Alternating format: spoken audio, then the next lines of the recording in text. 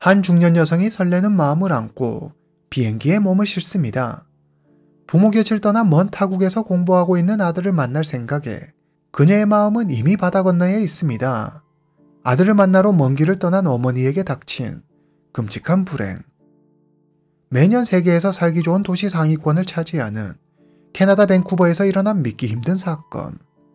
오늘 이야기 시작합니다. 캐나다 밴쿠버.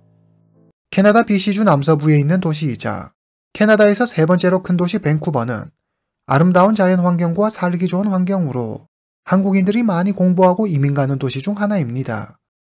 탕원희, 당시 나이 25세. 그는 6년 동안 캐나다 밴쿠버에서 공부하고 있는 중국인 유학생입니다. 탕원희의 아버지 탕계휘는 중국 광동성 포산시에서 가구 목재 공장을 운영하고 있어 탕원희의 집은 상당히 부유한 편이었습니다. 탕원희의 어머니 곽영결에 하나밖에 없는 아들 사랑은 유배를 낳는데 그녀에게 아들 탕원희는 삶의 의미이자 자랑이었습니다. 이번에 그 아들이 대학을 졸업해 좋은 직장에 취직했다고 하니 이번에는 캐나다에 직접 가서 아들을 격려하고 축하해줄 참이었습니다. 탕원희의 부모는 함께 밴쿠버로 떠납니다. 그러나 그곳에서 만난 반갑지 않은 진실과 비극. 도대체 무슨 일이 있었던 걸까요? 함께 2012년 6월로 가보겠습니다. 2012년 6월 8일 캐나다 밴쿠버. 밴쿠버 경찰서로 20대로 보이는 동양인 남성이 들어옵니다. 그는 다급한 목소리로 말합니다. 어머니가 없어졌어요. 어제 중국으로 돌아가실 예정이었는데 연락도 없고 제발 저희 어머니 좀 찾아주세요. 신고를 접수한 경찰은 이 남성이 어머니를 마지막으로 봤다는 리치몬드의 한 민박집으로 출동합니다. 현장에 출동한 경찰은 민박집과 그 주변을 수색하지만 별다른 특이점을 발견하지 못합니다. 경찰의 어머니의 실종 신고를 한 남성은 바로 탕원희. 탕원희의 부모는 아들 탕원희를 보기 위해 지난달 밴쿠버에 왔습니다. 그런데 중국으로 돌아가는 날 갑자기 그의 어머니 곽영결이 행방불명됩니다. 캐나다 경찰은 곽 씨를 찾기 위해 노력하지만 특별한 단서가 없어 그녀를 찾는데 애를 먹습니다. 그렇게 시간은 흐르고 탕원희는 어머니를 찾기 위해 어머니 곽 씨의 사진을 들고 거리로 나가 목격자들의 제보를 당부합니다. 어머니의 사진을 들고 어머니를 찾기 위해 고군분투하는 탕원희의 사연은 언론의 관심을 끌기에 충분했습니다. 그는 카메라 앞에 서서 말합니다. 저는 캐나다 경찰을 믿습니다. 그들은 반드시 저희 어머니를 찾을 거예요. 전 어머니가 무사히 돌아오실 거라고 믿어요. 누구든 저희 어머니를 보셨거나 아시는 분이 있다면 꼭 연락해주세요. 엄마, 사랑해요. 그의 침착하고 담담한 인터뷰는 사람들에게 큰 울림을 주었습니다. 유난히도 뜨거웠던 2012년 밴쿠버의 여름. 밴쿠버 거리를 돌아다니며 어머니를 찾는 한 중국인 청년의 간절한 호소는 많은 이들을 감동시켰습니다. 곽 씨가 실종되고 2주 후 먼저 중국으로 돌아갔던 곽 씨의 남편이자 탕원희의 아버지인 탕괴희가 다시 밴쿠버에 옵니다. 그는 아들과 함께 거리로 나와 애타게 아내를 찾으며 많은 이들의 관심과 도움을 호소합니다. 중국인들은 타국에서 어머니를 찾아 거리로 나선 탕원희의 모습을 보며 그의 효심을 크게 칭찬하고 하루빨리 어머니를 찾기를 바랬습니다. 언론이 이들을 주목하며 탕원희를 효자라고 칭찬하는 사이 다른 시선으로 탕원희를 주시하는 이들이 있었습니다. 그들은 바로 캐나다 경찰이었습니다. 경찰은 조사 당시 계속 바뀌었던 탕원희의 진술에 주목합니다. 탕원희는 처음에는 부모님을 공항으로 모셔다 드리기 위해 부모님 방에 갔다가 어머니가 사라졌다는 것을 알게 되었다고 말했다가 다른 경찰에게는 아침밥을 먹을 때 어머니가 안 계신다는 걸 알게 됐다고 말합니다. 경찰이 왜 진술이 다르냐고 물으면 그는 기억이 잘 나지 않는다며 얼버무렸습니다. 경찰은 결정적인 증거를 찾지는 못했지만 탕원희를 유력 용의자로 지목하고 수사를 이어갑니다. 7월 29일 탕원희의 어머니 곽 씨가 사라진 지 약 7주가 지났습니다. 경찰은 곽 씨가 마지막으로 목격됐던 장소이자 그녀가 캐나다에서 지냈던 리치몬드 민박집에서 약 200km 떨어진 파웰 리버 인근 하우드 섬에서 캐리어를 하나 발견합니다. 그 안에는 아시아계 중년 여성이 들어 있었는데 부패가 상당히 진행된 상태였습니다. 경찰은 여성이 입고 있는 옷이 탕원이와 어머니 곽 씨가 실종 당시 입고 있었던 옷과 비슷하다는 사실을 알게 됩니다. 그리고 발견된 여성에게서 허리 수술을 받은 흔적을 발견하는데 곽 씨 역시 척추에 나사못을 박는 허리 수술을 받은 적이 있었습니다. DNA 분석 결과 캐리어 속 여성은 사라진 탕원이와 어머니 곽 씨가 맞았습니다. 경찰은 곽 씨의 두개골에서 망치와 같은 둔기에 의한 것으로 보이는 다발성 손상을 발견합니다. 경찰은 여전히 곽 씨의 아들 탕원이를 가장 유력한 용의자로 보고 있습니다. 탕원이의 혐의를 입증할 만한 실질적 증거가 없었던 경찰은 탕원이와 그의 아버지에게 곽 씨를 발견한 사실을 숨기고 확실한 증거를 확보하기 위한 함정 수사를 계획합니다.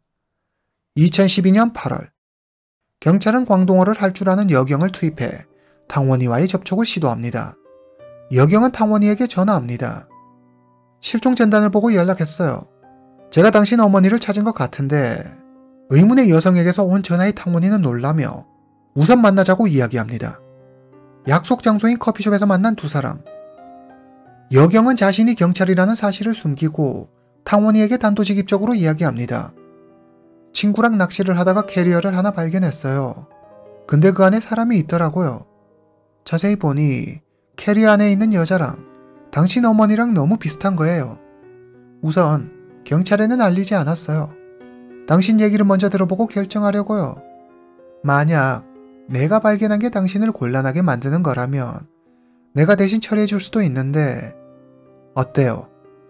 여경의 말이 끝나자마자 탕원이는 자리를 박차고 일어나 밖으로 나갑니다.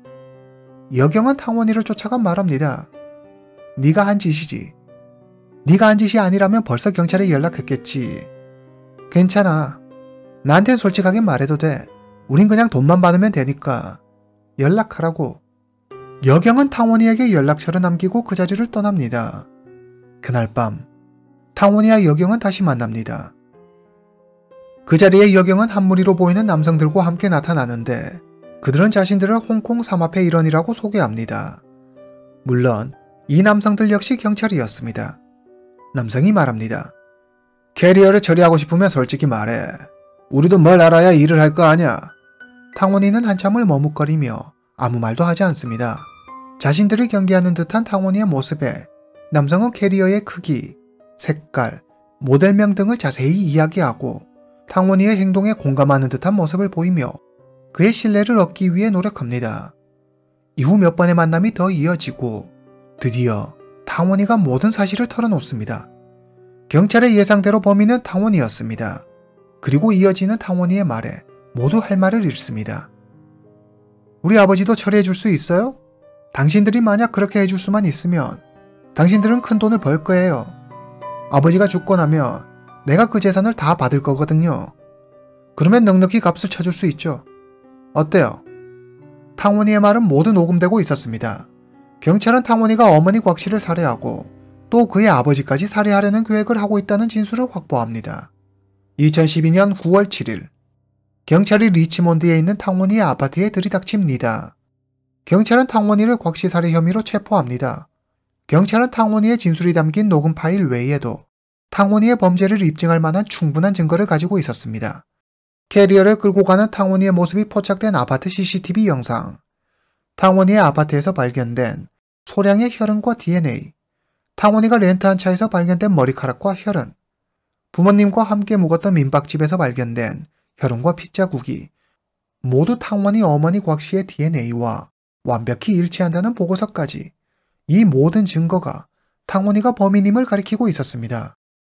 자신의 범행을 부인하던 탕원이도 완벽한 증거 앞에 결국 자신의 범행을 시인합니다. 그러면 탕원이의 진술에 따라 그날의 일을 재구성해 보겠습니다. 2012년 5월 탕원이의 아버지 탕계휘와 어머니 곽영결이 밴쿠버에 옵니다. 아들 탕원이는 차를 끌고 공항으로 마중 나갑니다. 그는 부모님을 위해 함께 지낼 민박집까지 미리 예약해 두었죠. 탕원이는 부모님과 밴쿠버 관광지 몇 곳을 돌며 즐거운 시간을 보냅니다. 어머니 곽 씨는 자신들을 위해 노력하는 아들의 모습을 보니 너무 뿌듯했습니다. 그녀는 아들 탕원이에게 말합니다. 네가 이렇게 외국에서 대학도 나오고 좋은 직장도 들어갈 수 있었던 건 다 엄마 덕분이야. 엄마가 어릴 때부터 널 엄격하게 키우지 않았으면 오늘에는 없었을 거야. 그러니 나한테 고마워하렴. 어머니 곽씨의 말에 탕원이의 미간이 살짝 찌푸려집니다. 사실 여기에는 몇 가지 진실이 숨겨져 있습니다. 탕원이는 그의 부모가 알고 있는 것처럼 착한 아들도 모범생도 아니었습니다. 그의 유학생활은 방탕 그 자체였습니다. 탕원이는 자주 학교 수업에 빠졌으며 집에서 보내주는 돈을 카지노에 가서 다 탕진하고 돈이 다 떨어지면 집에 아무 핑계나 대서 돈을 받아 쓰는 한심한 생활을 하고 있었습니다. 그가 공항에 타고 갔던 차도 집에는 차를 산다며 받은 돈을 다 써 급히 렌트한 차였습니다. 그리고 그가 부모님을 위해 민박집을 예약한 것도 여자와 함께 살고 있는 사실을 들키면 불호령이 떨어질 것이 뻔하기 때문에 급히 따로 숙소를 구한 것이었습니다. 사실 그는 졸업할 때까지 버티다가 다시 중국으로 돌아갈 생각이었습니다. 그러나 그의 부모의 생각은 그와 달랐습니다. 그들은 탕원이가 캐나다에서 자리 잡고 영주권까지 따기를 바랬죠. 부모의 잔소리가 듣기 싫었던 탕원이는 부모에게 대학을 졸업하고 좋은 직장에 들어갔다고 거짓말을 합니다. 그러나 그의 실상은 취업 비자도 없이 방문 비자로 캐나다에서 지내고 있었으며 중국 식당 주방에서 아르바이트를 하고 있었죠. 그는 캐나다 유학 생활이 너무 싫었습니다. 언어도 통하지 않았고 친구도 없어 외로웠습니다. 외로움에 집에 전화하면 어머니 곽씨는 남들 다 잘하는데 왜 너만 적응을 못하고 유난이냐며 아들 탕원이를 꾸짖기 일쑤였습니다. 애당초 탕원이가 원했던 유학도 아니었습니다. 탕원이는 어릴 때부터 어머니 곽씨의 엄격한 통제 속에서 자랐습니다. 곽씨는 탕원이가 태어나자 하나밖에 없는 아들을 천재로 키우겠다며 공부뿐 아니라 입는 옷, 친구 등 생활 전반을 간섭하고 통제했습니다. 만약 시험을 못 보면 밥도 먹지 못하게 하고 시험을 잘 볼 때까지 벌을 줬습니다. 탕원이는 모든 것을 어머니 곽씨에게 보고해야 했고 그녀가 시키는 대로 해야 했습니다. 그러나 고등학생이 된 탕원이는 더 이상 어머니의 간섭을 받고 싶지 않았습니다.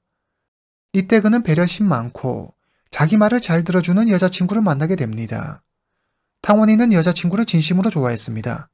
그래서 공부를 열심히 해 집에서 멀리 떨어진 대학에 함께 가 행복하게 살자는 둘만의 약속을 합니다. 하지만 그의 핑크빛 행복은 그리 오래가지 못했습니다.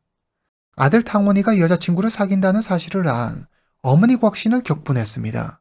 게다가 아들의 여자친구가 가난하고 성적도 그리 좋지 못하다는 걸 안 곽씨는 막말을 퍼부으며 두 사람 사이를 기어코 갈라놓습니다. 그리고 2006년 탕원이가 고등학교를 졸업하자마자 캐나다로 유학 보내버립니다.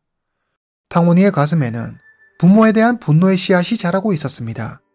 그는 더 이상 부모에게 휘둘리고 싶지 않았고 자기 인생을 살고 싶었습니다. 2012년 6월 7일 오늘은 탕원이의 부모가 중국으로 돌아가는 날입니다. 탕원이는 이제 이 지긋지긋한 굴레에서 벗어나기로 결심합니다. 그는 이른 아침 어머니 곽씨를 자기 방으로 부릅니다. 탕원이는 부모님이 캐나다에 계시는 동안 그들과 같은 민박집 옆방에서 지내고 있었습니다. 엄마, 나 방 정리하는 것 좀 도와줘요. 어머니 곽씨가 그의 침대를 정리하려 몸을 숙이자 탕원이는 품에서 망치를 꺼내 그녀의 머리를 내리칩니다. 어머니 곽씨가 쓰러지자 그는 베개를 들어 어머니의 얼굴을 짓누릅니다. 20분 후 탕원이는 어머니가 숨을 쉬는지 확인합니다. 그녀가 더 이상 숨을 쉬지 않는 것을 확인한 탕원이는 그녀를 캐리어에 넣은 후 리치몬드에 있는 자신의 아파트로 옮깁니다. 다시 민박집으로 돌아온 탕원이는 아버지에게 어머니가 없어졌다고 말합니다. 두 사람은 곽씨를 찾아다니지만 곽씨의 모습은 어디에도 보이지 않았습니다.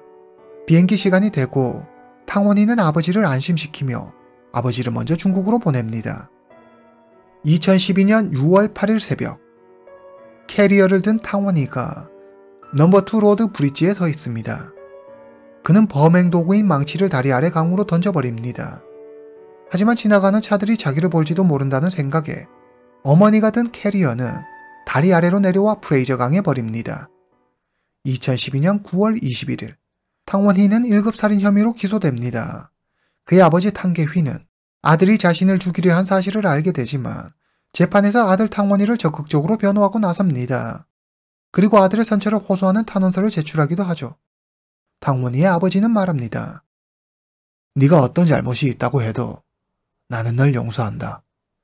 네 엄마는 이미 죽었고 너에게 무슨 일이 생기면 난 살아도 산 게 아니다. 아비는 네가 나올 때까지 그게 언제가 되든 널 기다리겠다. 2012년 12월 2일 재판에서 줄곧 탕원이는 계획된 범행이 아닌 우발적 범행임을 주장합니다. 캐나다 BC주 대법원은 탕원이의 주장을 일부 받아들여 2급 살인으로 가석방 없는 17년형을 선고합니다. 착하고 효심 깊은 아들인 줄 알았던 탕원이가 알고 보니 희대의 살인마였다는 사실이 알려지자 사람들은 모두 경악했습니다. 17년 후 탕원이가 나오게 되면 아마도 그는 중국으로 추방될 것입니다. 그가 그토록 원하던 중국으로 다시 돌아갈 수 있겠네요. 오늘 이야기는 여기까지입니다. 다음 시간에 뵙겠습니다.